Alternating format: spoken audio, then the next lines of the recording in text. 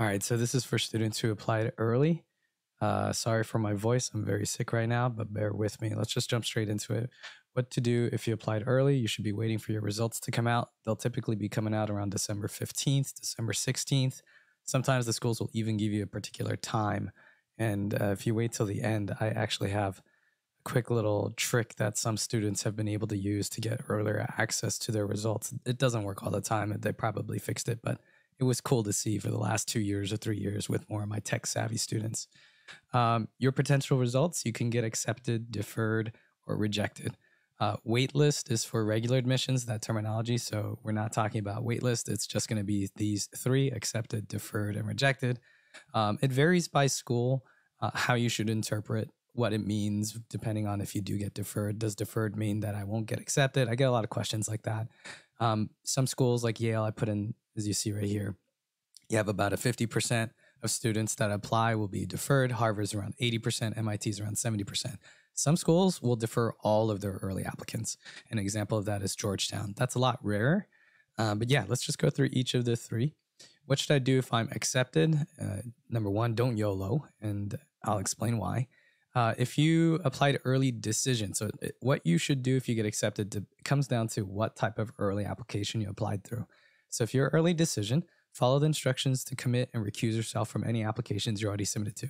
So again, if you applied early decision, that means that you are binding. You told them, hey, if you accept me, I will go to your school. And so what you'd have to do is at that point, you'd have to what we call rescind your application. So you can to other schools.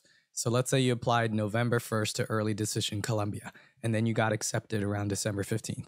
So when you get that result, you're going to have to then rescind, let's say, your UC application that you apply for November 30th, or your merit scholarship deadline applications that you applied for in December 1st. So rescinding is pretty easy to do. Sometimes it shows up on the post-submission portal of USC or UCs or whatever. I didn't check to see if they do it that way. If they don't show it on the portal, the simple way is just simply emailing the undergraduate admissions, providing some way of identifying yourself, and just simply saying, I was early decision accepted elsewhere. I'd like to thank you for the opportunity, but I'm going to rescind my application at this point. Thank you so much. Boom. Simple as that. Then the reason why you don't YOLO is you want to keep up your grades. If you get accepted early, they are going to hold you accountable for your grades all the way up until the end of senior year. You cannot YOLO. Okay. So my rule of thumb has been don't get me a C, don't get me more than 2 Bs. And if you do that, you can sleep well at night. Most colleges will actually reach out to you. I think UC is like Berkeley. If you get any grade of a C or lower, you have to report it. And then you have to go through this process of writing it almost like an essay to explain the situation. So you do not want to be that kid. You don't want to be in that position where you got accepted, you YOLO too hard, and then they rescind your application. Oof. So rescinding is a deal. It happens. Thankfully, not to many of my students. It happened once in the earlier parts of my career, and that was devastating. Just keep your grades up. Maintain the status quo. So long as you maintain the status quo of when you applied, you'll be fine. And you can enjoy yourself. You can enjoy your winter break. You can enjoy the fact that you don't have to write any more essays, things like that.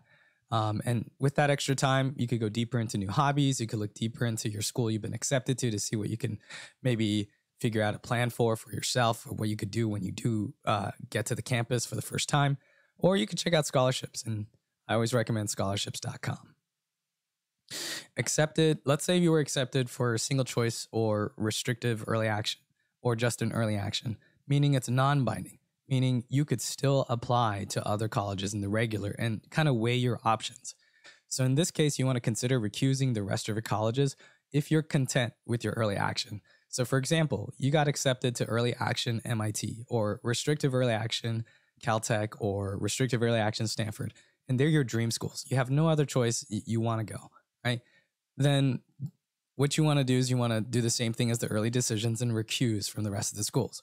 Why do you do this? Because it lets them know, and it essentially opens up another spot, so to speak, for another student or another peer. So it's a good thing.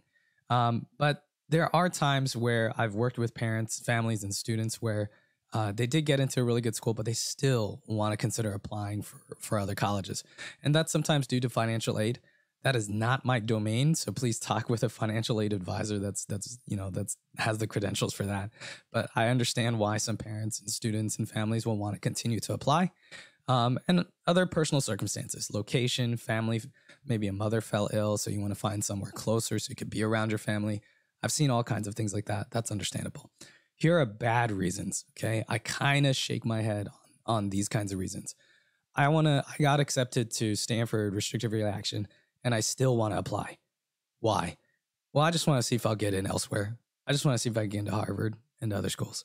So if you got accepted, you wouldn't go? No, I just want to see if I could get in. That's a bad reason. And similar to that, maybe it's just you're trying to boost your ego and you're trying to collect trophies. Please, guys, try to be thoughtful of your peers and the other people.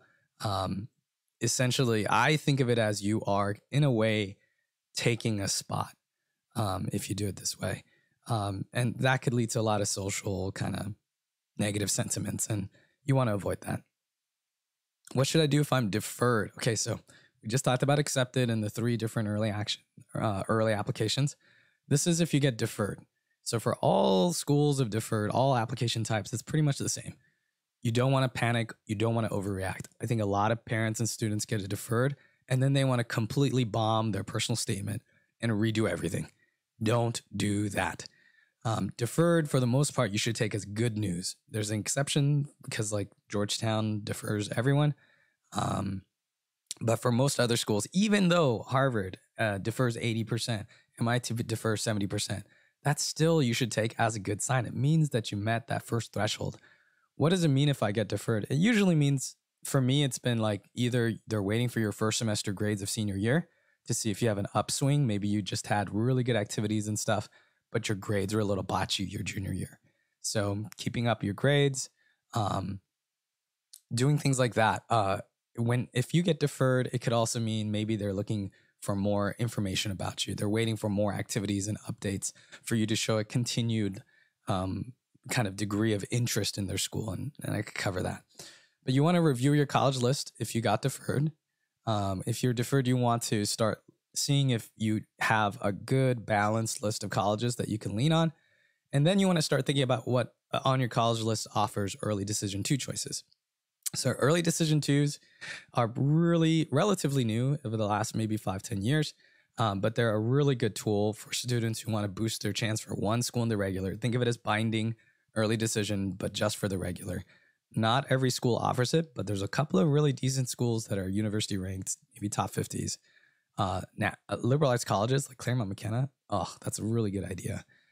So if you're interested in that kind of stuff, you do want to recoup and gather it. I know it's going to be kind of a gut blow. I just told you that deferred is should be taken as a good sign generally, but you can't help but feel a little bit down, and that's understandable. Take a day to kind of let it out and just I guess wallow in that despair, but then the very next day get back on the grind, because guess what? You need to focus on the regulars. January 1st to 15th are most colleges, and then some schools are in February and beyond. But essentially you want to, let's say you get your results December 15th, 16th, you spend a day to kind of wallow, but then December 17th, 18th, 19th, you're back on the grind. And you're hopefully creating Google Docs for the rest of your colleges. You're populating them with the prompts. You're pre-filling out all the basic information, all the supplemental applications for each of them. And you're starting to recycle the essays. Again, deferred to me, I think that essays could have been a factor, but for the most part, the essays maybe are still good enough where you could recycle them. And that's when you need to talk with someone with experience that can kind of give you that assurance that, yeah, these essays were fine. We were just stacked against really hard odds. We had some maybe test score issues or, excuse me, grade issues. And so we're going to just continue as is, because I think your essays were really good. Maybe you got deferred instead of rejected because of your essays. Your essays prevented you from getting the hard R, right? So you want to continue at that point to keep your grades up, as well as continue with the extracurriculars, because usually when you get deferred, they'll give you instructions on how you can update the school with new activities since you applied. So you're still on the hook for grades, activities, new awards, new projects, new independent projects, new research experiences, etc., internships. Each school does deferral updates a little bit differently, but just understand that you want to start collecting those, jotting those down, figuring out what your deferred schools policies are or procedures are, and then following through with that. I would also include one more thing, which is to start bullet pointing a new why college essay, because you can add that to the bottom of a letter. Usually for a deferral update, a last paragraph, concluding letter, you mention all of your activities, yada, yada, update since you applied, and then you mention the last reason why you want to go. You obviously don't want to recycle a why college essay if they ask for that in the early application. So it'd have to be new, compelling reasons why. Sorry, my voice. Let's keep going. Can I appeal a deferred result? I know that it's kind of weird to ask this question because usually when you're deferred, appealing is kind of a default thing they ask you to do. They'll like by default ask you, hey, if you have any updates, send it this way. So as mentioned earlier, there should be some instructions to follow to appeal your deferred decision, update them essentially. Some colleges will ask you to send nothing. Okay, is that a trick, Jay? No, it's not a trick. If they ask you to send nothing, to follow that instruction, don't send anything. Other colleges will be a little bit more peculiar, like more specific. They'll say, hey, could you send us your transcripts since for senior year, first semester, yada, yada, yada. But yeah, you by default should be appealing your deferred result. What are my chances if I'm deferred? You could look this up. Not every school will offer it, but overall, roughly think of your chances about 5 to 10% of getting off a deferred, especially if you kept your grades up and especially if you showed like improvements with your grades, if grades were your issue. So every student is different, but assume around 5% to 10%.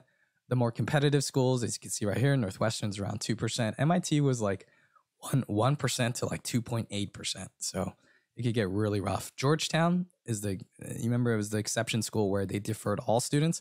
They'll actually accept 15%, which is not bad. This is actually not bad. So if you get deferred from Georgetown, yes, it's kind of, well, they defer everyone. Yeah, that's true, but a 15% chance in a second swing, it's not bad at all for a school that's ranked in that range. Can I reapply regular if I got rejected? Okay, so this is going into rejected.